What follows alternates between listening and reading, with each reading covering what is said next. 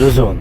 Ang Luzon ay tahanan ng higit sa kalahati ng populasyon ng Pilipinas at ito ang ika-4 na isla na may pinakamaraming populasyon sa mundo. Ang Luzon ay numero 1 producer ng bigas sa buong bansa. Puno ng mga kultural na pamana at tradisyon. Pagdating sa kabahayan, karamihan sa mga rural na bahay ay tinayo mula sa nipa. Nakilala rin bilang bahay kubo, nagawa sa mga simpleng materyales tulad ng kawayan, nyog, cogon grass at dahon ng nipa. Ang Luzon ay tahanan din ng maraming pangkat etnolinguistiko tulad ng Etas, Sambal, Kapampangan, Ilocano at Pangasinense. Matapos sakupin ng mga Kastila, Amerikano at Hapones, ang Luzon ang pangunahing na impluwensyahan ng kanilang kultura at pamumuhay. Isa sa pinakasikat na tourist spot sa Luzon ay ang Intramuros. Ito ay isang 0.67 square kilometrong mapader na lugar. Pinangangasiwaan ito ng Intramuros Administration sa tulong ng pamahalaang lungsod ng Maynila.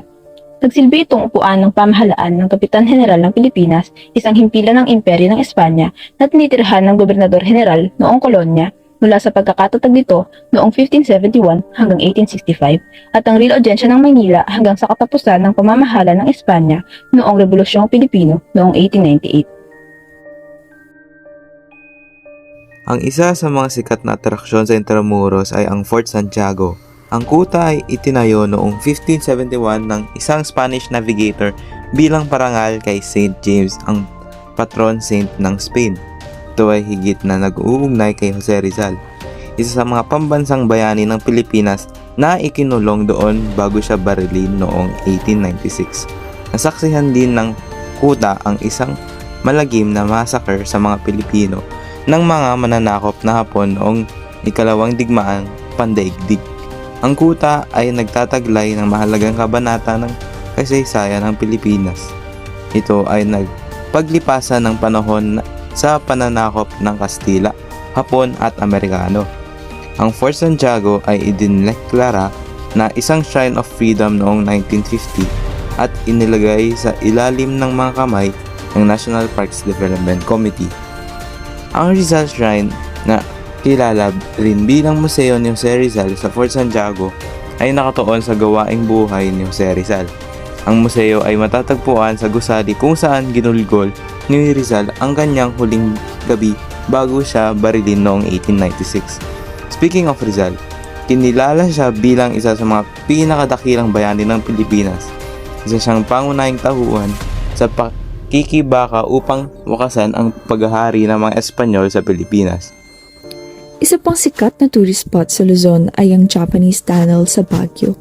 Ito ay matatagpuan sa Botanical Garden at umaabot sa bahagi ng Barangay Pactal, Outlook Drive sa The Mansion sa Romulo Drive. Ang kasaysayan ng Pilipinas noong World War II ay hindi katuwa-tuwa at kaaya-ayang bagay na dapat isalang-alang.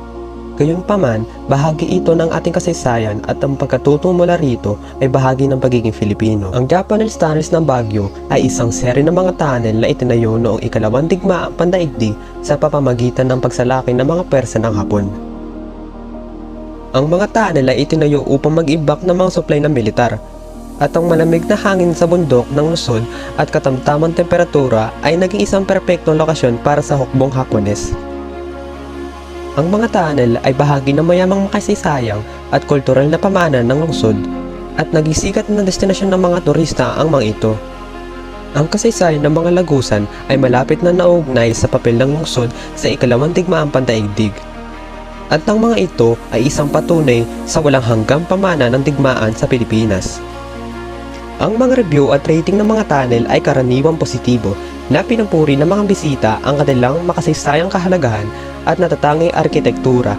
Bagamat ang ilan ay nagpapahayag ng mga alinlangan tungkol sa mga alingawngaw na nakatagong kayamanan, na may mga kalamangan kabilang ang halaga at kahinaan sa edukasyon ng mga tunnel kabilang ang pangangailangan para sa pangangalaga at pananatili upang matiyak ang kanilang mahabang buhay. Noong mga panahong kolonisado ang bansa, pangunahing naimpluwensyahan ang Luzon ng mga panitikan ng mga mananakop.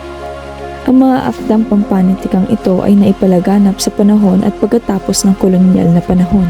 Ang May Day Eve ay isang kwento na isinulat ng Filipino national artist na si Nick Joaquin. Isinulat pagkatapos ng ikalawang digmaang pandaigdig. Ito ay naging isa sa mga signature story ni Joaquin na naging klasiko sa panitikan ng Pilipinas sa Ingles. si Don Badoy Muntia ay bumalik sa kanyang dating tahanan sa Intramuros at nadatnan ng kanyang apo na gumagawa ng mahika sa harap ng salamin na nag-uudyok sa mga alaala ng kanyang nakaraan. Naalala niya kung paano siya umibig kay Agueda, na minsan ay gumamit na pala yung salamangka upang makita ang kanyang magiging asawa. Nagpakasal sila, ngunit mabilis na naging mapait ang kanilang relasyon. Nakita ngayon ni Badoy si Agueda bilang isang mangkukulam sa salamin, ngunit ibinungyag ng kanyang apo na minsan tinawag ni Agueda na demonyo si Badoy. Napagtanto ni Badoy na ang kanilang pag-iibigan ay isang panandaliang pag-iibigan at siya ay nadadalamhati kung paano ito nawala. Isa pa ay ang Desaparecidos ni Walhati Bautista, na isang manunulat, nobelista, liberal na aktivista at kritiko sa politika. Ang aklat niyang ito ay nagatid ng isang matingkad na salaysay ng buhay sa mga aktivistang politikal at ang pag-uusig na kanilang naranasan o nararanasan noong panahon ng diktatura ni dating Pangulong Ferdinand E. Marcos. Ang isa pang panitikan ay ang maikling kwento na pinamagatang My Father's Tragedy ni Carlos Bolosan. Inilalarawan nito ang pakikibaka ng isang pamilyang Pilipino sa panahon ng tagutom at kahirapan. Gayon din ang ilustrado ni Miguel Siuco na nanalo ng 2008 Man Asian Literary Prize at pinakamataas na karangalan sa panitikan ng Pilipinas, ang Palanca Award. Ang nobela ay isang mayaman at dramatikong saga ng pamilya na sumusumaybay sa 4 na henerasyon ng kasaysayan ng Pilipinas sa ilalim ng pamahala ng Espanyol, Amerikano at Pilipino. At panghuli, ang Adela at Florante ay isang korido o tulang pasalaysay na isinulat ni Jose de la Cruz na kilala rin bilang Joseng Sisio. Ang gawain ito ay isa sa kanyang mga kilalang komposisyon kasama na ang iba pang mga korido tulad ng Clarita at Teodora at Clavela. Si de la Cruz ay isang prolific Tagalog na makata at playwright na aktibo noong ika-18 at ika-19 na siglo. Ang Luzon ay isang makulay na pulo na hinabin ng mayamang kasaysayan, magkakaibang kultura, malalim na pinagugutahan ng mga tradisyon at isang dinamikong pamumuhay. Mula sa sinaunang pamana nito hanggang sa kolonyal nitong nakaraan at modernong panahong mga pag-unlad. Isinama ng Luzon ang katatagan at pagkamalikhain ng mga mamamayan nito. Tunay na nanatiling pundasyon ng pagkakakilanlan ng Pilipinas sa ang Luzon. Yo, dito sa Luzon matatagpuan ang dinudumog at pinipilahan na kainan na nagmamayari ay si Diwata. Dito sa Luzon, sobrang init. Buti na lang, may mga lugar pa rin na may sariwang hangin. Dito sa Luzon, kahit sobrang rush hour na, nagagawa pa rin selfie. Dito sa Luzon, ang panahon ay parang mood swing. Mabilis magbago. Sa Luzon, masarap maglakad. Basta wala ka lang, matatapakan.